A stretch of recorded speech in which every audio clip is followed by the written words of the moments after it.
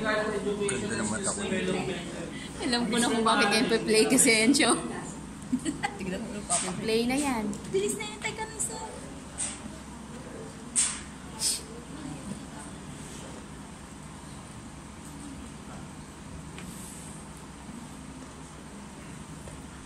Okay, good morning, candidates. First and foremost, please sign this attendance, and upon signing, please give me your answers.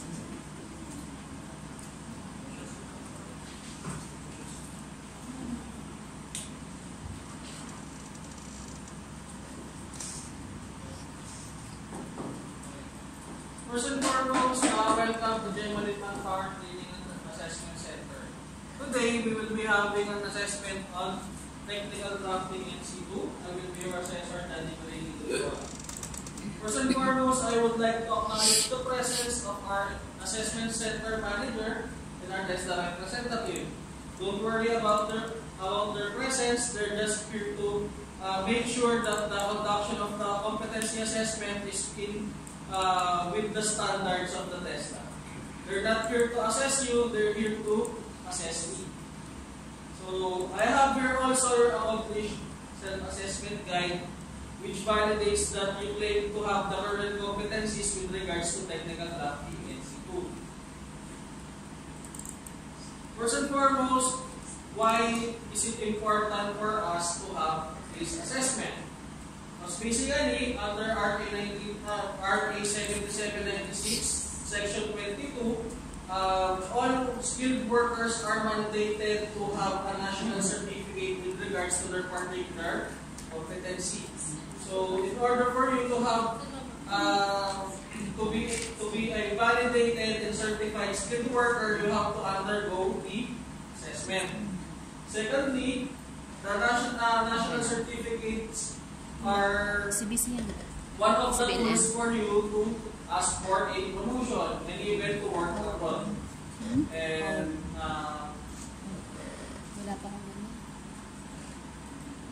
these are the units of competencies with regards to technical drafting NC2. The basic competencies and the common competencies will be assessed concurrently with the two core competencies, which is to draft architectural layouts and details and to prepare the computer-aided drawings.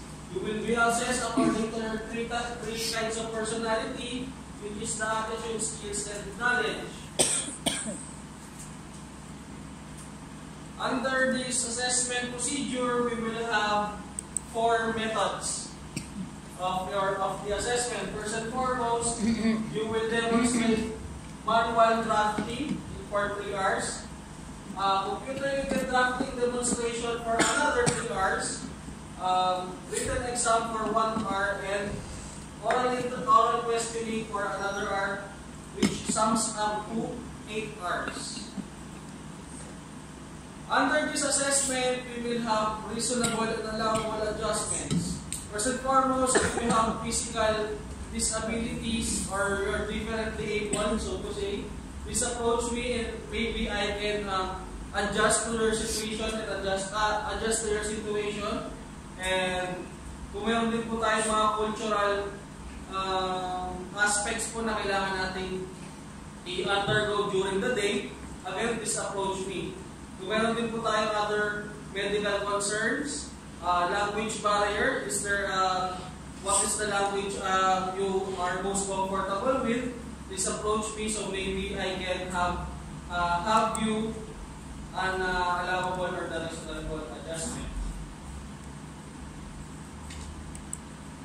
There are do's and don'ts during the assessment procedures. First and foremost, do observe occupational health and safety. That's our first priority here.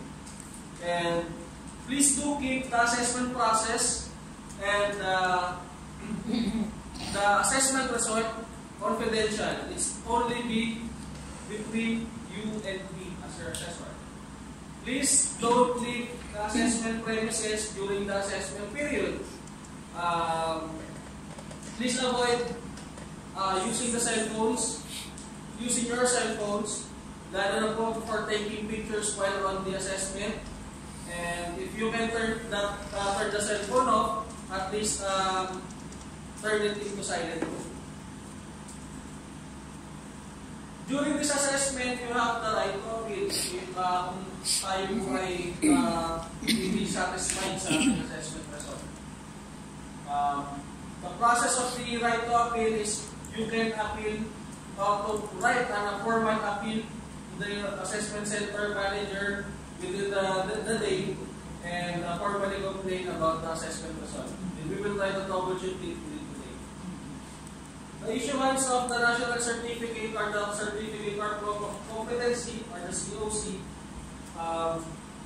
will be available after 7 working days to the district from the district office. You will be paying about either 50 to 100 pesos for the national certificate. And the validity of the NC itself is available for 5 years. So for the renewal of the NC, you will be providing at least 2 years certificate of employment experience with regards to that particular certificate or the particular qualification. In the event that you did not satisfactorily perform on the assessment of the standards of your skills, you may enter the assessment or on another assessment schedule on this assessment center. So, are there any questions pa? If not, sige po, mag-ready na po tayo and we will do the assessment proper after 5 minutes. Ready na po kayo mga sir? Yes, sir. Okay, first and foremost, please answer this written test for an hour. Okay, please give it back to me.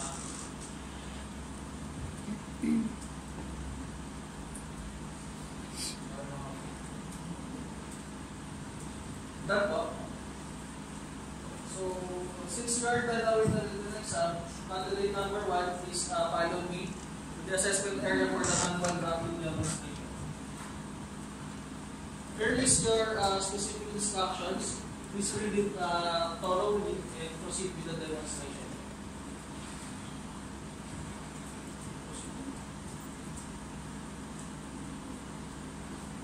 Or that po. Please call on candidate number 2 for the demonstration. So during that time, may monitor yung isang person. So we will be given 3 hours for the manual drafting demonstration. These specific instructions to the candidate, and you may proceed right after. Alright, please call on candidate number 1 again for the computer in the drawing demonstration.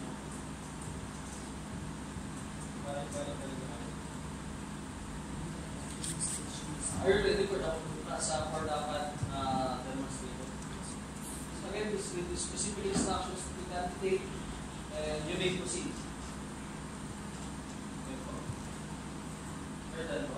Please call on candidate number 2 for the computer demonstration.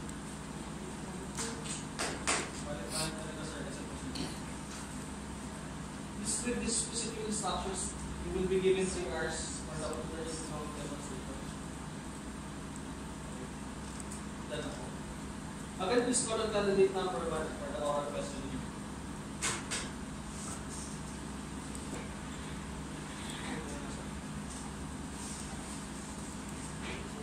So for kamusta po?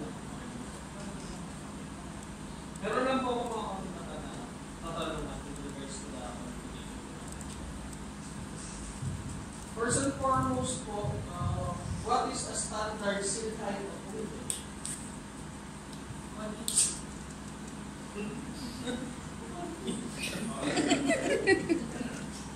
How about a door height of the door frame?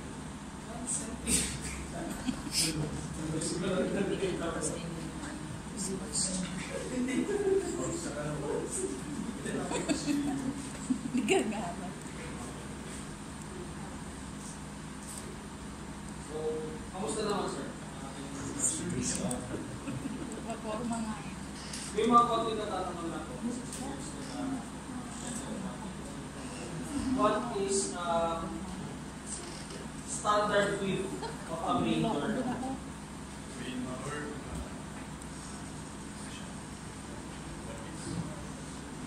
How about for a typical... Binigay na sa inyo yung isa sa ibibigay mo yung isa sa ibigay mo yung isa sa paralan.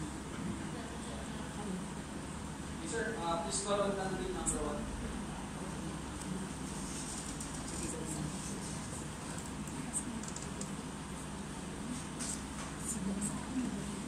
So far, sir, kumusta po yung ating experience sa atin? How would you rate yourself according to your performance?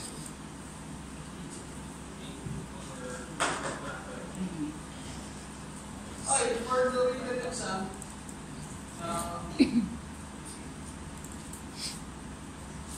you answered 70% correct. Which is good, no?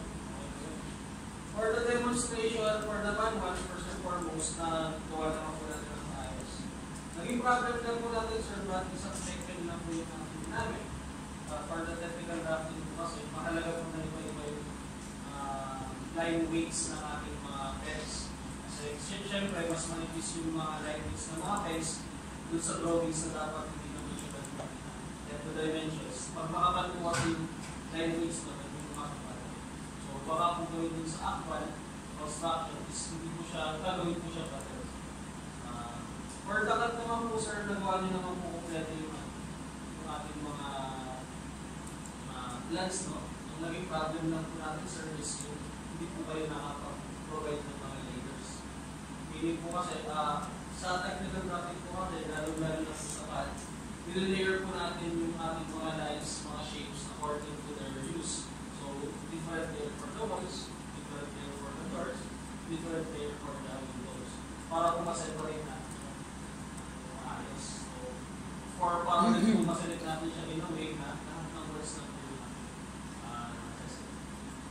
for the question nyo naman po, medyo malayo po sa ano po medyo hindi po malayo po sa kapapaan. Though nakikita ko naman, sir, actually yung potential further, in relation to that, drops na rin ang report na rin. For now po, di pa tayo sure to have the responsibility po as a report. Kasi basically, the report po kasi is kayo po yung gumagawa ng plans na ginagawa po natin sa actual construction. You're part of that team po. And napakalaki responsibility. For now, I hope you understand you're din natin committed to serve for this particular qualification. But then again, you will always mind. Kung you feel you're ready lang na for the next assessment or as safety na naman po yung gagawin, you can undergo a test. So, are you okay with the decision? Okay. So, again, decide this first na lang. And, thank you, sir. Please call on candidate number 2.